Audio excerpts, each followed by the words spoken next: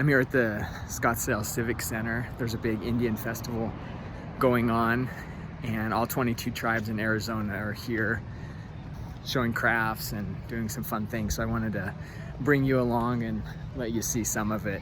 There's about an hour left of the event, so hoping we catch some of it while we're still here.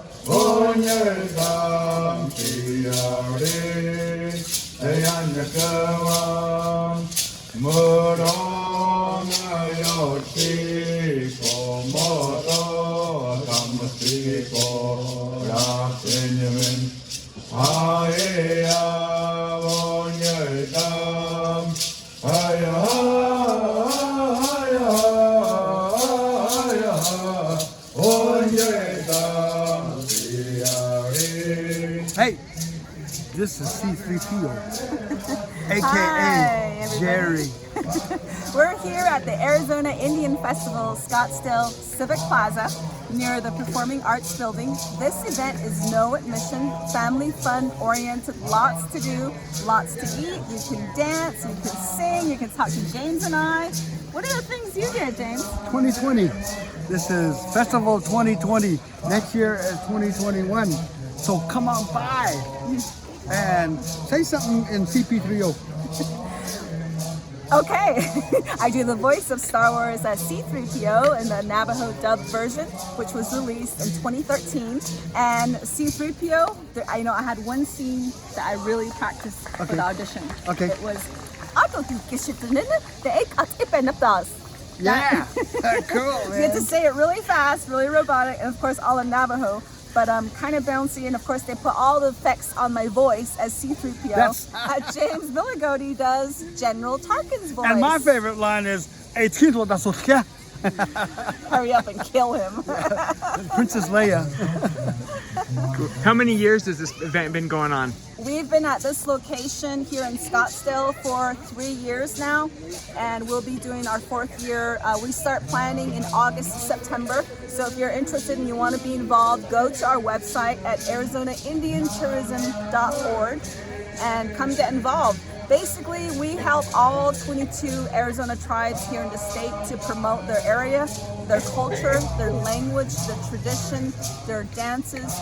It's really an educational experience, even for us, to get to know another tribe and the songs and the voices and the different things that they practice throughout the year. And a lot of things are seasonal. A lot of the songs today that we've been sharing, spring is coming, so there's a new season and a new change. And of course, being from the Navajo tribe, now we're getting out of winter, we're transitioning into spring.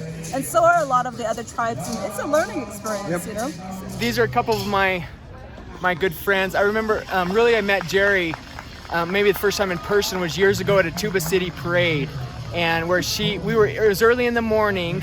We were rolling up posters. We had like hundreds of Pete and Cleo posters, I think, that we were rolling up. And Jerry walks by and he's like, "Oh, can I help you guys?" I think she was dressed all traditionally. And so she's down there on her hands and knees right along with me, and I think it was a couple of my kids that were rolling along. So Jerry is someone that's always been out serving and looking for ways, even if you're alone, floating a parade all by yourself, waiting to get in the big line, that she's there to help you. And Mr. Billigody over here, one of my good friends that's been in 2, 3, how many of our films? Quite a few. Great actor. His first movie he worked with us was my second film was Blue Gap Boys, and then a lot of people I think know him from More Than Fry Bread as the great announcer, the MC. And I thank you. Well, thank you. Yeah. So, and guess what he's doing here today? Yeah. He's announcing. So, have a good one. Great event. This is my first time here, so it's fun. I'm learning as well, and been here in Arizona, and this is a great event. So, great job for putting this on. Thank you.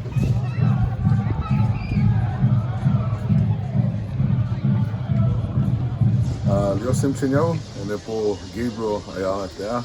My name is Gabriel Ayala. I'm from the Pasquayaki tribe in Tucson, Arizona. I am a classically trained guitarist, now fusing different genres from jazz and flamenco, what I call jazz mancos. You can find me on YouTube and everywhere else. And I am also a visual artist. I do what's called ledger art. You'll see the art behind me. And I'm a ledger artist. Ledger art came from the mid-1800s. And where natives were using used ledgers that we were finding to depict everyday life, and I do what I call a contemporary traditional style of painting. So I'm here at this festival sharing some music and art and just life in general. So appreciate you guys watching and listening in.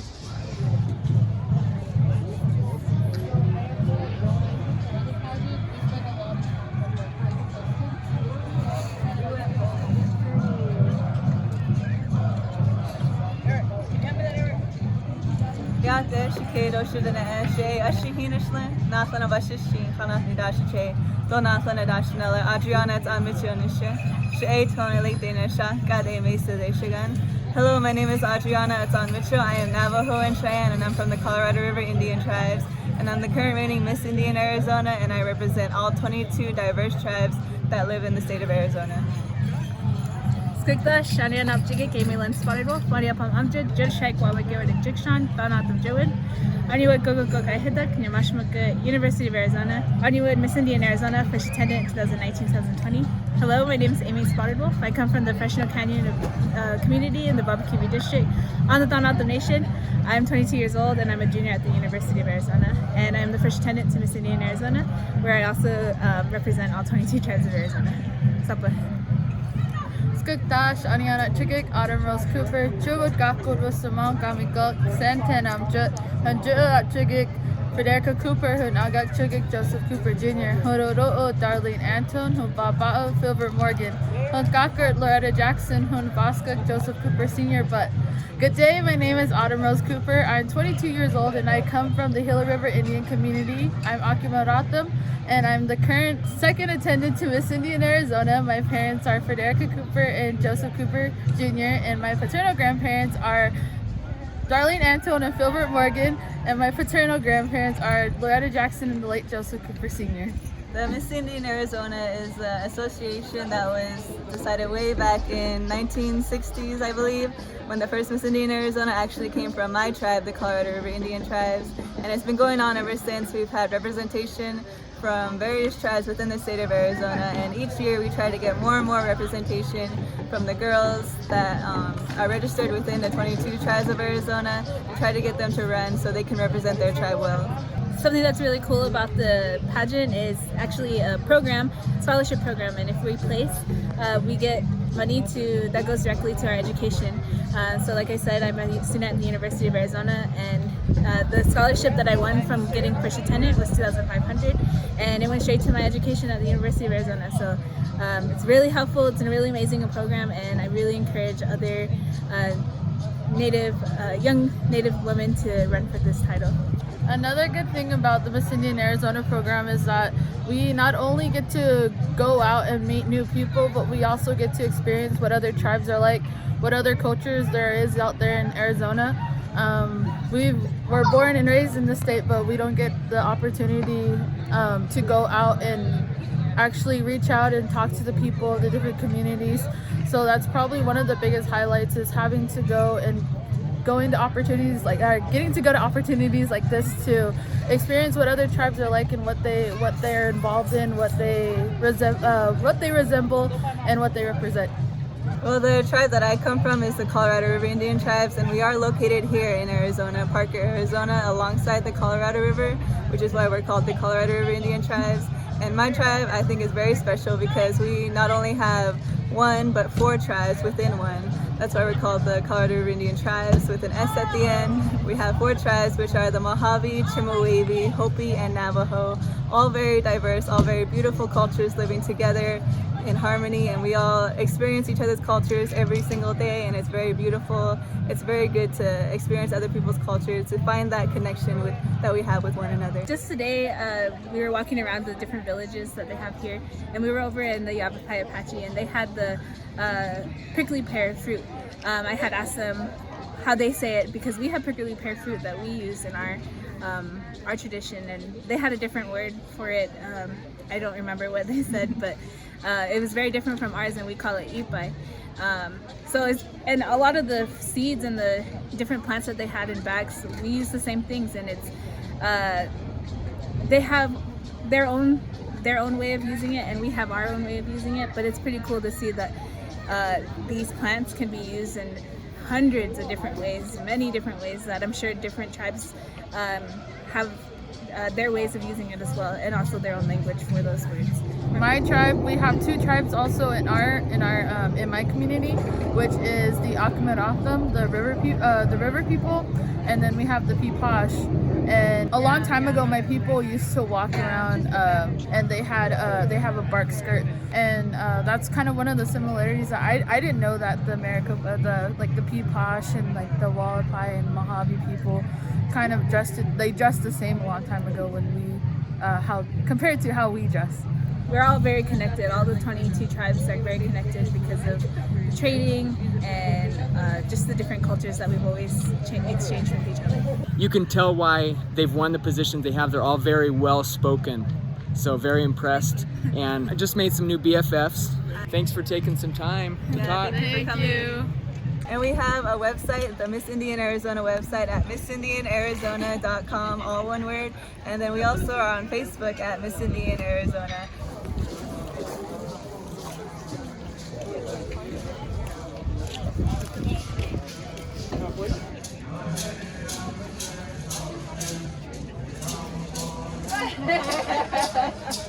I saw your other two friends. What happened to them? Mahamche Kimiche, Nya Molish Melody Nunez, Nya Kwapkapaya Kwathkia Abaja, Nya Achoda, Wa Wakaspe. Hello, my name is Melody Nunez. I am the 2019-2020 Miss Fort McDowell. I am Southern Yavapai from the Fort McDowell Yavapai Nation. I'm 17 years old and I am a senior at Red Mountain High School. So today we're at the Arizona Indian Festival in Scottsdale. We're here with all the other 22 tribes of Arizona, and we're all representing and performing and just meeting and greeting everyone, so yeah. Tell me about your shoes. Okay, so my shoes are moccasins. They're made out of cow hides and buckskin.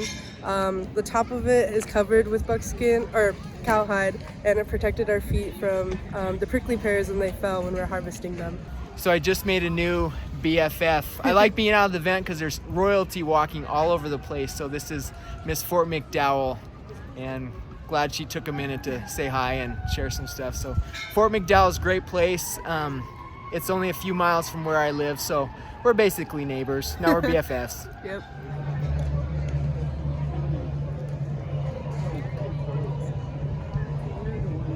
Hi, my name is Danielle Yazzie, and I work with Navajo Parks and Recreation on the Navajo Nation. I am currently working at the Canyon du Chat office, and we came out here to celebrate at the Arizona Indian Festival. We provided information on Navajo tribal parks and any of the surrounding areas. We were part of the Navajo delegation. We had a hogan here, and Travis was late, so he didn't get the full build. It was pretty tough getting it up, but it was pretty easy getting it down. So we basically had a team that put all of these logs together. We had some antique items inside the hogan. There's a wood stove, and we had some other demonstrations, a cradle board, some rugs inside, and we just came out to celebrate with all the other tribes of Arizona. So if you missed out, you really missed out. So next year, come on out to the Arizona Indian Festival. Sorry guys, Danielle was nice to still talk with us and tell a little bit about what was going on here with the hogan and everything. So, but yeah, come out next year. Maybe, oh, that's our That's our ploy, is Yeah, why we yeah. didn't do it today, is because you should come next year. And yeah, and then we'll, And show all of you guys out there what the Arizona Indian Festival is all Right. about. and so what is the point of coming here? To Because there's more than one. There's- I thought it was just one native tribe no, across the U.S. there's actually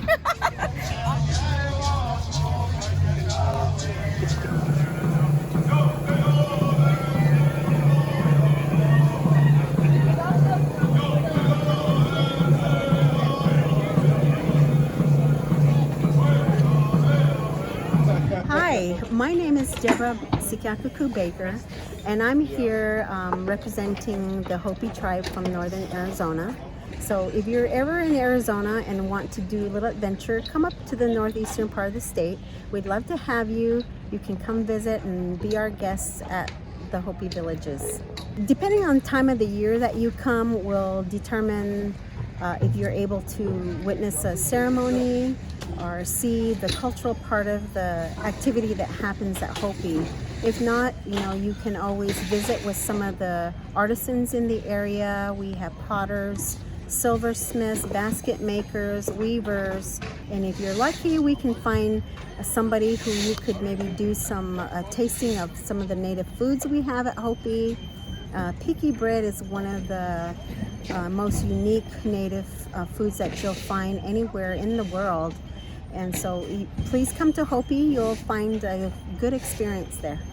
There's a fun story that I just heard. I thought I knew everything about the making of more than fry bread, but I just learned a new behind the scenes story that I wasn't aware of. I told Travis here that I was supposed to be one of the stars of the Making Fry Bread from Hopi. That was my role. I had planned to audition for the film. I was working at the time at one of the elementary schools right near where the audition was taking place. And I'm a social worker by profession, so I work with at-risk kids in the school system. And that day, I had a crisis with a student, and I couldn't leave the school, and it was something I had to deal with all day. And so I missed the audition. And so therefore, I missed my opportunity to be in the Fry Bread film. And I'm so disappointed because I know I would have been the winner. Yeah. I don't know what to say to that, other than maybe part 2. There you go. Part 2. What would the title be? The title would be Meet the Ultimate Fry Bread Maker in America. It's a good title. If you could narrow it all down to one question that maybe somebody that doesn't really know native country, or what's the one question that's here? The number one question people have asked me year after year being native is, do you guys still eat buffalo? And I say, only the wings. And I always have to remind them, okay, the buffalo were not here in the Southwest. Let's talk about some of our native foods, our native plants, and our native animals. But really, coming from the Navajo tribe, we talk a lot more about what we eat. Our staple food, like blue corn mush, mutton stew, how we have sheep. We're still using the wool for rug weaving, and all the different ways we use sheep to live every day. That's our resource. But that kind of question carries on to a deeper conversation and really learning more about the Arizona tribes. And the real traditional food, hot dogs and hamburgers. The question I get, do you still live in teepees? And I said, no, I live in a house.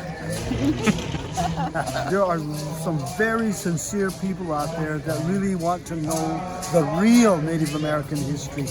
And many of them are surprised at the flagrant misinformation that was taught in the state of Arizona. A lot of the, what I'm also learning is a lot of our children are mixed. For example, my 2 kids are part Navajo and Hopi. So there's different languages, different songs, but also through the clan system, it still keeps that really tight-knit story of our background and where we're coming from as far as language and tradition. And there's a lot of shared knowledge, a lot of shared foods. You look at the corn itself and the different ways that each tribe makes it. And this is a place where you can experience that and see all the different things that are common to each tribe, but it's a shared item. And communication is really good. where the Native Americans are beginning to be able to be open about their culture and their way of life and their language. And the people who come here who are non-native are beginning to be able to be comfortable to ask questions, and there's a lot of discussion and communication. So that really helps. I saw that in just the last 3 years that I've been a part of it. So I'm very thankful for it. And Travis, I know you were here earlier to watch the social dance. As you saw the social dance performed with the Yavapai-Apache singing, you saw all the different tribes coming out and dancing, because that's something we all have in common, is the music and the beat of the drum, and really having that life experience, you know, to come together for a song, maybe not by our tribe, but it brings unity and it's a shared moment, and really creating lifetime memories and making new friendships. Yep. Well, I came empty-handed, and I leave with a bunch of cupcakes and orange slices. Somebody knows that I am an orange lover, and given me some great gifts to take home and share with the family, and some of my friends from Hopi. So, go kwai. One thing I realized leaving, I've had a chance to visit quite a few reservations and communities around Arizona and also the United States. Of course, not near to all of them, but something I'm walking away from with here is that just people are very open.